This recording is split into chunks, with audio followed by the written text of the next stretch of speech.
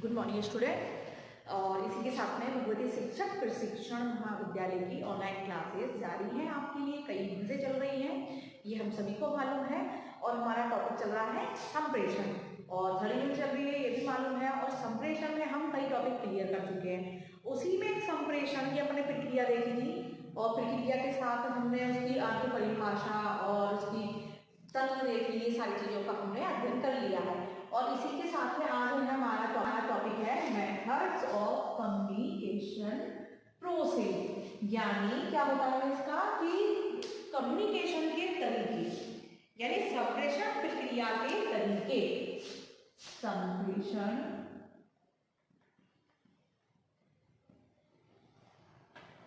प्रक्रिया के तरीके। तो हमें मालूम है कि हम संप्रेषण पढ़ रहे हैं, तो संप्रेषण प्रक्रिया देखी हमने। तो संप्रेषण प्रक्रिया के कौन से तरीके होंगे, संप्रेषण किस प्रकार से हो, यानी क्यों हो, संप्रेषण होगा कोई ना कोई कारण होगा, यानी अपने विचारों का आदान प्रदान होगा, हमारे भावों को, विचारों को, सब चीज का आदान प्रदान होगा। तो क्यों होगा, कारण क्या है, और कारण है तो कौन से तरीके से होना चाहिए, किन तरीकों से होना चाहिए, क्योंकि हर चीज का एक अपना तरीका होता है। तो तरीका अगर नहीं होगा तो प्रक्रिया अच्छी नहीं होगी, क्योंकि अपने प्रोसेस में मेथड्स होने चाहिए। तो तरीके कौन कौन से हो, तो कक्षा में जैसे कि अपन जो पढ़ रहे हैं संप्रेषण, तो संप्रेषण हमें क्यों आवश्यक है, जो अपनी क्लास होती कक्षाएं हैं उनमें विद्यार्थियों के सामने किस प्रकार से एक शिक्षक को संप्रेषण करना हो और विद्यार्थी को कैसे करना हो, तो ये सारी चीज किसके होते हैं, इसके सबों के अपने मेथड्स होते हैं।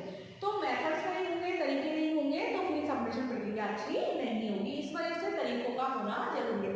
तो हम इन तरीकों को कक्षा में कैसे प्रयोग करें, संप्रेषण प्रक्रिया को प्रयोग करते समय किन तरीकों का ध्यान रखना चाहिए, तो देखना। अब देखते हैं किनका चाहिए संप्रेषण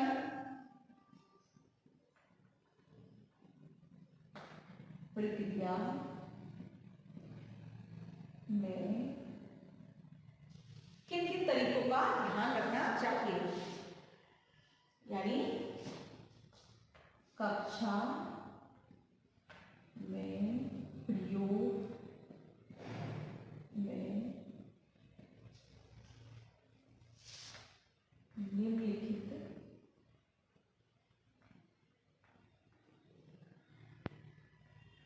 बातों का ध्यान रखना चाहिए।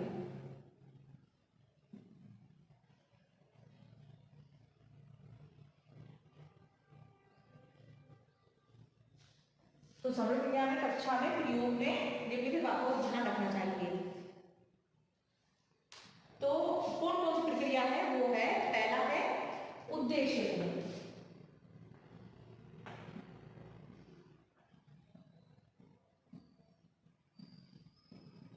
यानी जो संप्रेषण प्रक्रिया है कक्षा में अगर हम प्रयोग कर रहे हैं, कक्षा में करेंगे या फिर साधारण कोई भी जगह पर करेंगे, तो हम क्यों करेंगे, करने के पीछे कोई ना कोई उद्देश्य होगा, तभी तो संप्रेषण होगा।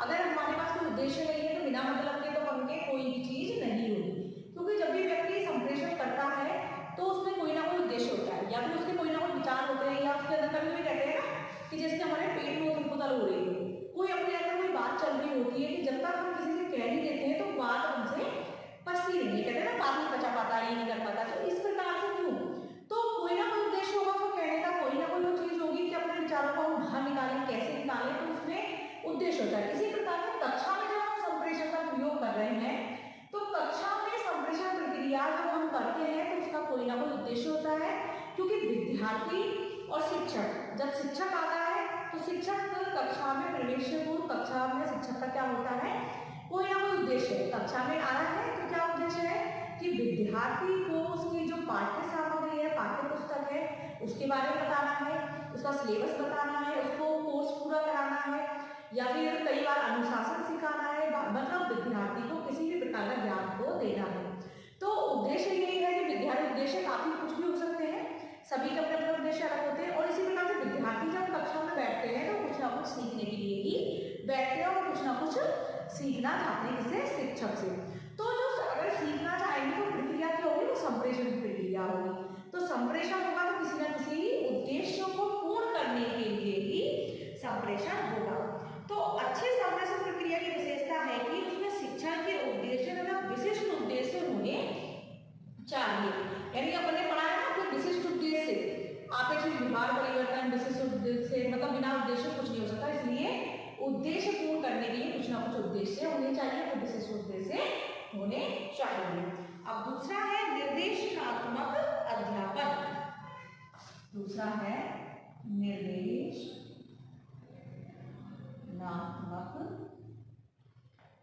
अध्यापन।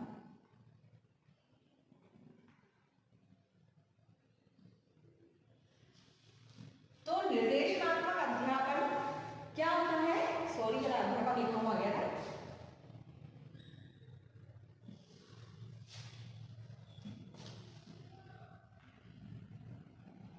निर्देशात्मक अध्यापन, तो निर्देशात्मक अध्यापन क्या है? जिसमें आदेशात्मक ने होकर निर्देशात्मक होना चाहिए, यानी संप्रेषण जो होता है आदेशात्मक नहीं होकर निर्देशात्मक होना चाहिए। अतः कक्षा का वातावरण कठोरता तथा निरस्ता से युक्त न होकर सरलता, सौहार्द, स्नेह और सहानुभूतिपूर्ण होना चाहिए। यानी निर्देशात्मक यही है कि जो कक्षा में संप्रेषण प्रक्रिया है, अगर शिक्षक का व्यवहार बहुत अच्छा है, सहानुभूतिपूर्ण है, सरल है और प्रिय है, तो उसमें क्या होता है कि शिक्षक का व्यवहार अच्छा है तो विद्यार्थी होते हैं तो उसमें वो बहुत इंटरेस्ट लेते हैं, उनकी जो समस्याएं होती है वो भी वो शिक्षक को बता देते हैं। और वहीं पर शिक्षक का व्यवहार बहुत कठोर है और दंडनीय है, मतलब अच्छा नहीं है, तो बच्चा क्या करेगा, उनसे कोई भी समस्या कहने से पहले वो डरेगा और वो बोलेगा नहीं बोलेगा तो संप्रेषण प्रक्रिया भी अच्छी नहीं होगी, वो अपने विचारों को भावों को स्पष्ट नहीं कर पाएगा। तो इसलिए कहते हैं कि निर्देशात्मक अध्यापन ऐसा हो, आदेशात्मक ना होकर निर्देशात्मक हो, यानी बच्चों को निर्देश दिए जाए, ये इसलिए बाउंडेशन ना लगाई जाए कि उस कार्य को उसको अभी करना है या करना है, एक तरीके से कराया जाए और वो तरीका अच्छा होना चाहिए जिससे कि संप्रेषण अच्छा हो जाए। तभी कहते हैं कि अध्यापन कार्य जब अच्छा होगा जब शिक्षक का व्यवहार अच्छा होगा, बच्चों के प्रति सहानुभूतिपूर्ण होगा, मित्रतापूर्ण होगा, इस प्रकार से होगा।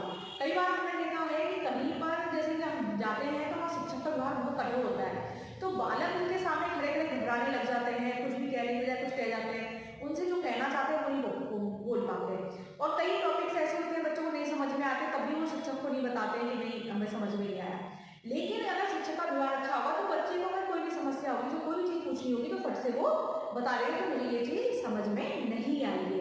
ठीक है, अब इसी के साथ में है तीसरा है प्रेरणा स्तर।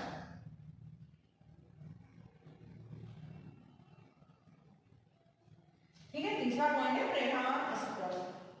तो ये है संप्रेषण पूर्णतः प्रेरणाप्रद होना चाहिए, यानी छात्रों को कुछ सीखने को मिले, उनसे प्रेरणा मिले छात्रों को, वे छात्रों के अनुभव पर आधारित होनी चाहिए, साथ ही उनकी रुचि और प्रवृत्ति को भी विकसित करने वाला होना चाहिए। यानी छात्रों को जिस चीज से, विद्यार्थियों को जिस चीज से प्रेरणा मिले, रुचि जागृत हो, बच्चा कुछ करने के लिए उत्साहित हो, तो ऐसे अध्यापन कार्य हो जाए। संप्रेषण प्रक्रिया ऐसी हो, उसका तरीका ऐसा हो जिससे बालक कुछ ना कुछ सीखे, यानी कि जो अनुभव है वो अनुभवों से वो कुछ ना कुछ सीखे, उनको प्रेरणा मिले और वो अनुभव को और ज्यादा बढ़ा सके और अनुभव में उस प्रेरणा को शामिल कर सके जिससे कि और अच्छे से अच्छा वो सीख सके। अगर बच्चा नहीं सीख पाएगा तो उसका कोई मतलब नहीं होगा। इसलिए संप्रेषण में यही है कि रुचि और प्रवृत्ति विकसित करने वाला होना चाहिए, जो है तो उसमें ये सारी चीजें होनी चाहिए। अब ऐसी प्रकार से उनका अगला पॉइंट है वो है चौथा है बाल केंद्रित। चौथा है बाल केंद्रित।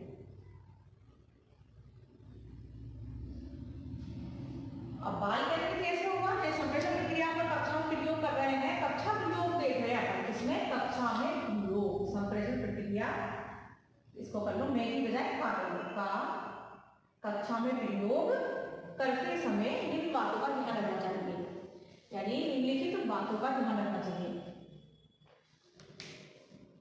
तो बाल केंद्रित कैसे, अब इस चीज को देख लेते हैं। तो बाल केंद्रित आजकल यह प्रचलित है और शिक्षा शास्त्र ने स्वीकार किया है कि संप्रेषण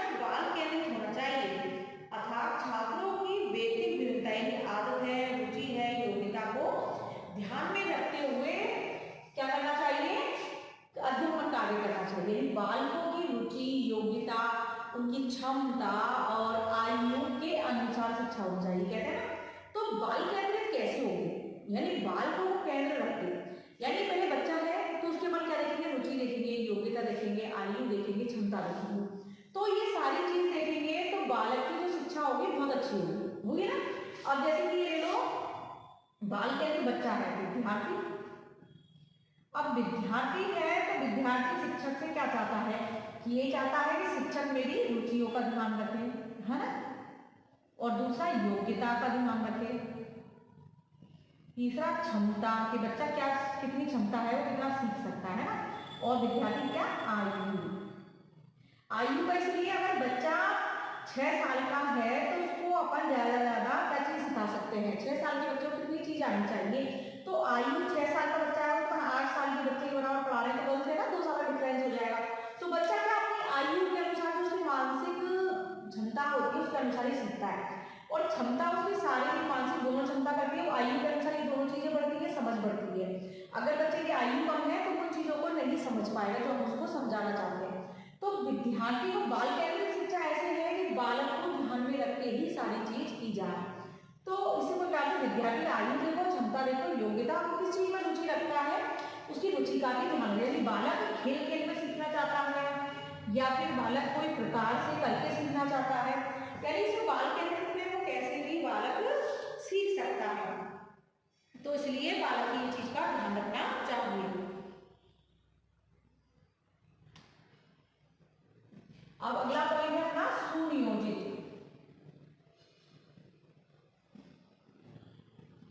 तो सुनियोजित यानी कि पहले शिक्षक क्या करे, सुनियोजित बनाना है कि योजना बनाकर, सुनियोजित यानी योजना, इसमें अपन ये समझते हैं, यानी अगर शिक्षक पहले से ही पढ़ाने की योजना बना ले तो क्या पढ़ाना है, क्या शिक्षण कार्य कराना है, तो पहले ही सुनियोजित कर ले कि मुझे ये योजना बनानी है, पाठ्यपुस्तक पढ़ानी है, या ये पाठ्य सामग्री समझानी है, या फिर चित्र अनुसार पढ़ाना है, या कैसे प्रदर्शन द्वारा, या फिर उसको कोई और तरीके से, यानी कोई भी तरीका होता है, लेकिन जो शिक्षण प्रक्रिया है वो सुनियोजित होनी चाहिए। मतलब यही है कि संप्रेषण सुनियोजित ढंग से पूर्ण किया जाना चाहिए। इसके लिए उसे ढंग से ही पाठ योजना बनानी चाहिए और उसके अनुरूप शिक्षण करना चाहिए, यानी वेल प्लान, यानी पहले से प्लानिंग कर ली जाए तो शिक्षण कार्य भी अच्छा होगा, संप्रेषण प्रक्रिया भी बहुत अच्छी होगी। आज हम भी कर रहे हैं तो ये प्रक्रिया क्या चल रही है, संप्रेषण प्रक्रिया चल रही है। क्यों चल रही है, क्योंकि टॉपिक्स है उनके पास का सिलेबस को पूरा करना है, टॉपिक्स क्लियर करने हैं, और टॉपिक्स क्लियर करने के साथ में ये है कि आप जो देख रहे हो सुन रहे हो तो ये सारी चीज आपको समझ में भी आ जाए। तो ये सारी चीज है, तो ये सब क्या है, ये पहले से योजना बनी हुई है कि हाँ आपको ये सिलेबस पढ़ना है, ये बुक पेपर है आपका, ये पेपर आपको पढ़ना है, बीएड के पेपर है, तो ये सारी चीज पहले से ही निश्चित होती है। तो एक शिक्षक भी अगर चीजों को पढ़ाएगा तो क्या होगा, वो चीजों को अच्छे से आपको समझाएगा, पहले से खुद तैयारी करेंगे फिर आपको पढ़ाएंगे। तो इस प्रकार से योजित यानी सुनियोजित हुई योजना पहले से बना लेनी चाहिए कि आपको कौन सी पाठ योजना पढ़ानी है, क्या पढ़ाना है, इसका पहले से पता होना चाहिए। अब छठा है प्रजातांत्रिक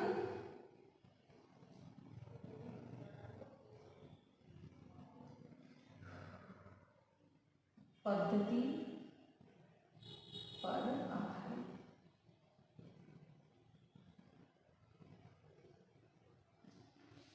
अब प्रजातांत्रिक पद्धति पर कैसे आधारित होगा, वर्तमान जो युग है वो संप्रेषण में प्रजातांत्रिक दृष्टिकोण को महत्व दिया जाने लगा है। संप्रेषण ज्यादा ध्यान दिया जा रहा है। ये आप भी जानते हो कक्षा में कि कक्षा में आप प्रजातांत्रिक पद्धति पर आधारित कैसे है, क्या कक्षा में आते हो आपको बोलने की पूर्ण स्वतंत्रता होती है, ठीक है। कक्षा में जो अध्यापन कार्य होता है वो सभी के लिए समान होता है, ठीक है, इसमें कोई विशेष जाति लिंग किसी के लिए नहीं है। तो ये सब क्या है, प्रजातांत्रिक, यानी सभी स्वतंत्र है, सभी एक साथ पढ़ते हैं, समान सभी के साथ व्यवहार किया जाना चाहिए, भेदभावपूर्ण शिक्षा नहीं होनी चाहिए। ये सारी चीज हम जानते हैं, क्योंकि ये सारी चीज अगर वहां होगी तो शिक्षण का प्रजातांत्रिक नहीं हो सकता, क्योंकि इन सारी चीजों को एक शिक्षक में भी होना चाहिए कि इन सभी चीजों को कभी वो विद्यार्थी के बीच में ना लाए और इन सभी चीजों से दूर रहना चाहिए, क्योंकि शिक्षा सभी के लिए समान होता है और शिक्षक को सभी के प्रति समान व्यवहार रखना चाहिए। तो वही पद्धति प्रजातांत्रिक पद्धति वही है जो हम आज साथ में शिक्षण कार्य कर रहे हैं, सभी एक साथ बैठते हैं, सभी एक साथ पढ़ते हैं, सभी एक साथ एक जैसा व्यवहार किया जाता है, तो वो होती है प्रजातांत्रिक पद्धति। अगर इसमें कोई भी भेदभाव ना हो, भेदभावपूर्ण शिक्षा ना हो, तो वो प्रजातांत्रिक पद्धति इसमें पूर्ण स्वतंत्र है, सभी अध्यापन कार्य कर सकते हैं, सभी समान रूप से रहते हैं, और वो सारी चीज प्रजातांत्रिक पद्धति पर होती है। तो संप्रेषण प्रक्रिया में प्रजातांत्रिक पद्धति का यही है कि सभी स्वतंत्र है, अपनी बात कहने के लिए सबको स्वतंत्रता है, वो अपने विचारों को सामने रख सकते हैं, अपनी समस्याओं को सुलझा सकते हैं, दूसरे से अपने विचारों को शेयर कर सकते हैं, है ना, यानी बांट सकते हैं। अगला पॉइंट है वो है सक्रिय अध्यापन, सातवां है सक्रिय अध्यापन। अब सक्रिय अध्यापन यानी संप्रेषण की जो प्रक्रिया है, तो उसमें हम कक्षा में प्रयोग कैसे करेंगे, तो हमने किन बातों का ध्यान रखना है, तरीके से अपन पढ़ रहे हैं। तो सक्रिय जो अध्यापन पॉइंट है, तो कक्षा में उचित वातावरण बनाया जाना चाहिए जिससे कि अध्यापन कार्य अच्छा हो जाए, और छात्र एवं अध्यापक दोनों सक्रिय रहने चाहिए, क्योंकि संप्रेषण को द्विमुखी प्रक्रिया माना गया है, यानी छात्र शिक्षक माना गया है, तो संप्रेषण के साथ सीखना होना चाहिए, अन्यथा संप्रेषण व्यर्थ हो जाएगा। यानी अपन का जो अध्यापन कार्य जो चल रहा है शिक्षक और छात्र के मध्य, किसमें चल रहा है, शिक्षक व छात्र है ना, तो इन दोनों के मध्य संप्रेषण क्रिया होगी तभी शिक्षण कार्य होगा। तो सक्रिय, दोनों सक्रिय हो, यानी शिक्षक ज्ञान दे और छात्र उसको ग्रहण करे, साथ में सीखना भी चाहिए संप्रेषण में। अगर हम कर रहे हैं, शिक्षक अगर पढ़ा रहे हैं, तो छात्रों को चाहिए कि वो जो भी चीज समझा रहे हैं वो छात्र उसको सीखे। अगर नहीं सीख पाएगा छात्र, तो मतलब संप्रेषण प्रक्रिया नहीं होगी, और होगी तो वो व्यर्थ होगी, मतलब बच्चा सीख लिया, जो सक्रिय नहीं है तो बेकार है। अब अगला पॉइंट है विषय से क्रमबद्धता, आठवां है विषय से क्रमबद्धता। अब क्रमबद्ध तो मालूम है कि ज्ञान क्रमबद्ध होना चाहिए, विषय से जुड़ा हुआ होना चाहिए, है ना, यानी क्रमबद्ध हो, यानी विषय वस्तु क्रमबद्ध रूप से प्रस्तुत की जाए, उसका क्रम टूटना नहीं चाहिए, अन्यथा बालक भ्रम में पड़ जाते हैं। जैसे कि भ्रम में कैसे क्रमबद्धता नहीं है तो नहीं है, जैसे कि मैथ में ले लो, अगर बच्चा गिनती नहीं जानता, पहाड़े नहीं जानता, और उसको अपन ने कह दिया कि भाग दे दिया कि भाग डिवाइड करो, तो डिवाइड कैसे करें, नहीं करेगा, तो इसलिए क्रमबद्ध के पहले गिनती सिखाई जाए, पहाड़े सिखाया जाए, प्लस माइनस सिखाया जाए, मल्टीप्लाई सिखाया जाए, उसके बाद अपन लेते हैं इसका नंबर डिवाइड यानी भाग कराया जाए। तो विषय क्रमबद्ध होना, जैसे हमको एक पार्ट पढ़ना है, पार्ट हमेशा देखना, छोटी क्लास की जो बुक है 6-7 में आप देखोगे तो पॉइंट वाइज पॉइंट वो जुड़ी होती है, एक इसमें जैसे 6 क्लास में चैप्टर आ गया, 7 में वो बढ़ के आगे चले जाते हैं, बढ़ जाता है उसका प्रारूप, तो वो क्रमबद्ध बनाई जाती है। तो मतलब जो विषय पर पढ़ा रहे हैं तो उसमें क्रमबद्धता होनी चाहिए, पाठ में क्रमबद्धता होनी, बच्चा इसमें कंफ्यूज ना हो, मतलब उसको ये परेशानी ना हो कि जो पढ़ रहा है करके, क्योंकि बच्चे भ्रमित हो जाते हैं, उनको ये समझ में नहीं आता कि क्या पढ़ना था, पहले क्या नहीं पढ़ना था, इस प्रकार से। अगर हम बच्चे को परिवार पढ़ा रहे हैं, तो परिवार में हम पहले से समझाइए कि पहले परिवार में कौन कौन होते हैं, पहले जो अपन के हैं एकल परिवार ऐसे बताते ना, तो माता पिता भाई बहन ये अपना परिवार है, फिर चाचा चाची जुड़ जाते हैं, बाबा जुड़ जाते हैं, तो पूरा परिवार समझाना तो डिटेल समझाएंगे, पहले अगर बच्चा समझा तो नहीं समझ पाएंगे, तो बच्चों को समझाने के लिए इसलिए इसमें कहते हैं कि सब्जेक्ट जो भी है उसको विषय में क्रमबद्धता होनी चाहिए। अगला है सहयोग की भावना, 9वां पॉइंट है सहयोग की भावना,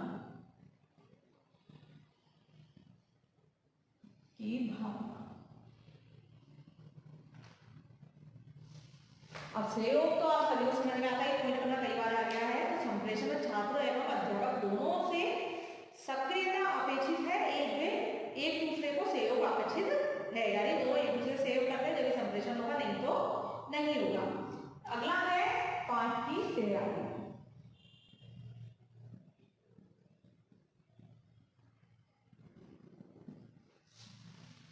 दसवां पॉइंट आ गया आपका पाठ की तैयारी। तो जिस पाठ या विषय को पढ़ाना हो, ठीक है, यानी जिस पाठ को तुम्हें पढ़ाना है, तो अध्यापक क्या करेगा, पूर्ण तैयारी करके, यानी अध्यापक को पूर्ण तैयारी कर लेनी चाहिए। अगर पाठ की तैयारी नहीं होगी तो अध्यापक विषय को अच्छे से नहीं पढ़ा पाएंगे, ठीक है।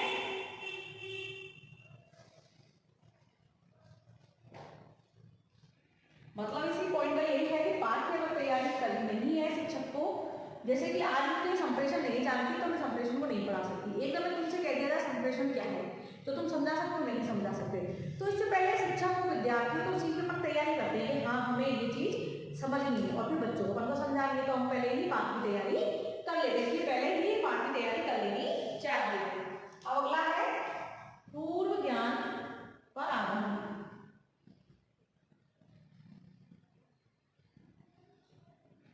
यानी पूर्व ज्ञान पर, यानी बच्चों को पहले कितना आता है कितना नहीं आता है, तो बालक का ध्यान रखो कि पूर्व ज्ञान उसको कितना है, फिर उसका जहाँ तक का ज्ञान है उससे आगे ही उसको शिक्षण कार्य कराया जाए। यानी पाठ को पढ़ाने से पूर्व अध्यापक को ये तथ्य ध्यान में रखना चाहिए कि क्या छात्र विषय से पूर्व की जानकारी से अवगत है या नहीं, अन्यथा संप्रेषण दोषपूर्ण हो सकता है।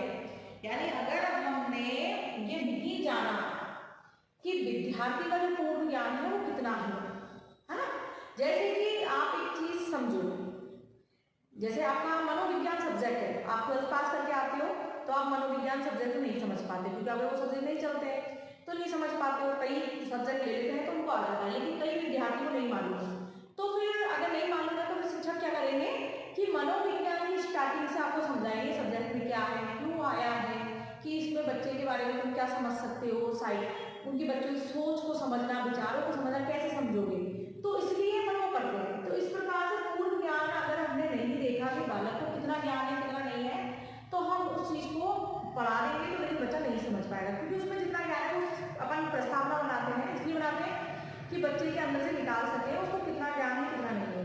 अगर इसका बहुत पता लग जाएगा तो उससे आगे उसको पढ़ा सकते हैं, है ना।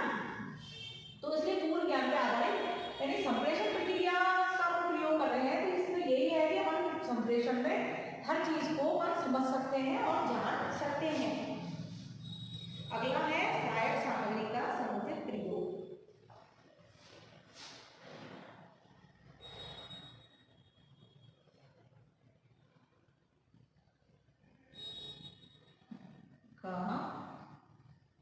समुचित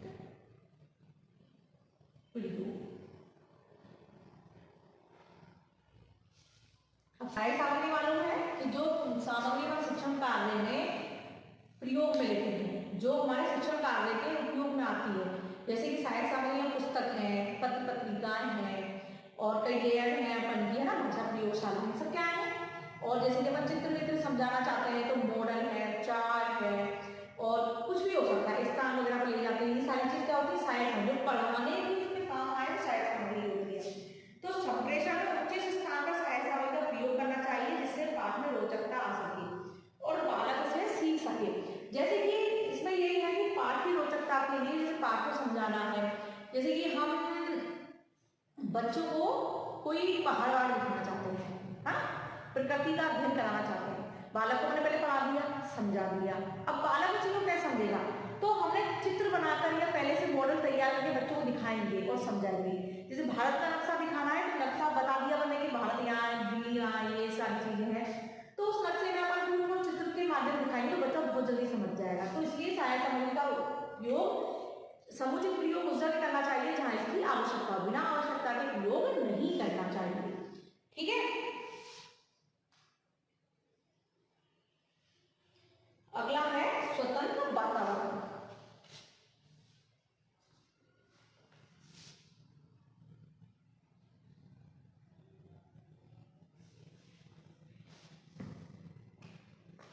तेरहवां पॉइंट है स्वतंत्र वातावरण। तो इस पॉइंट में ये है कि अगर आप स्वतंत्र वातावरण क्यों, क्योंकि अगर संप्रेषण प्रक्रिया हमें करनी है तो उसके लिए वातावरण स्वतंत्र चाहिए। अगर बच्चा स्वतंत्र नहीं है तो अपने भावों को अपने सामने नहीं रख पाएगा। तो इसी प्रकार से स्वतंत्र वातावरण में ये छात्रों की रुचि का विकास करना है तो स्वतंत्र वातावरण देना होगा। तो स्वतंत्र कैसे है, विषय का संप्रेषण अनुशासित होते हुए भी खेल के समान स्वतंत्र वातावरण से ही पूरा हो जिससे छात्र की रुचि की अधिकाधिक विकास हो सके। कई बार सिखाते हैं कि मतलब बच्चों को गिनती सिखाने के बच्चों को कॉलम वाइज खड़ा कर देते हैं, तो 1 कॉलम पे जब लिख दिया 1 2 3 तो बच्चा ऐसे कहेंगे तुम चलो 1 नंबर पे जाओ, बच्चा समझेगा तो 1 मेरा तो बच्चा 1 पे जाएगा, और इसमें 2 में मतलब खेल के माध्यम से बच्चा उसको बहुत जल्दी समझ जाएगा, उसको क्या होगी रुचि भी मिलेगी। तो ये होता है स्वतंत्र वातावरण, यानी बालक को समझने के लिए स्वतंत्र छोड़ा जाए, उसको खेल के माध्यम से समझाया जाए जिससे भी उसकी जो क्षमता है उसको जागृत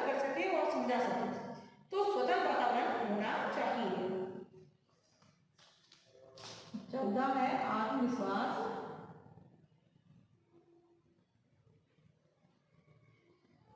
की जागृति। आत्मविश्वास जागृत कैसे करेंगे? तो संप्रेषण के माध्यम से तो हो गई, पहले संप्रेषण में आत्मविश्वास जागृत करता है संप्रेषण। हम भी समझते हैं इन चीजों को कि संप्रेषण कैसे आत्मविश्वास जागृत करता है। तो आत्मविश्वास के साथ पढ़ाया जाना बालक को पूर्ण ज्ञान प्रदान करता है। अगर शिक्षक में आत्मविश्वास है किसी चीज को समझने का और बच्चों को समझाने का, और जो टॉपिक है और शिक्षक को वो आता है बहुत अच्छे से, और नहीं आता तो लेकिन नॉलेज है, और उसी चीज को आप आत्मविश्वास से बच्चों को समझा रहे हो तो बच्चा समझ जाएगा, समझेगा नहीं समझेगा। और अगर शिक्षक में आत्मविश्वास नहीं है तो बालक को कुछ नहीं सिखा सकता, क्योंकि आत्मविश्वास कॉन्फिडेंस होना बहुत जरूरी होता है अपनी बात को रखने के लिए, किसी को समझाने के लिए, कि अपने विचारों को आप दूसरों के सामने रख रहे हैं। और अगर डर डर के रख रहे हो, वैसे रख रहे हो, तो आत्मविश्वास नहीं हो तो ना दूसरों को समझ में आएगा ना तुम्हें समझना चलेगा। और अगर आत्मविश्वास है तो उस चीज को विद्यार्थी बहुत अच्छे से शिक्षक को समझते हैं। अगर नहीं आत्मविश्वास की कमी होती है तो संप्रेषण भी कमजोर हो जाता है, और अपने विचारों को ना आप समझ पाओगे ना शिक्षक समझ पाएंगे। तो संप्रेषण की प्रक्रिया के लिए आत्मविश्वास का होना बहुत जरूरी होता है। और शिक्षक और विद्यार्थी, यानी शिक्षक अपनी इस प्रक्रिया को जब भी पूर्ण करेगा तो उसमें आत्मविश्वास होगा, नहीं तो वो अपनी बात को नहीं रख सकता और ना ही विद्यार्थियों को समझा सकता।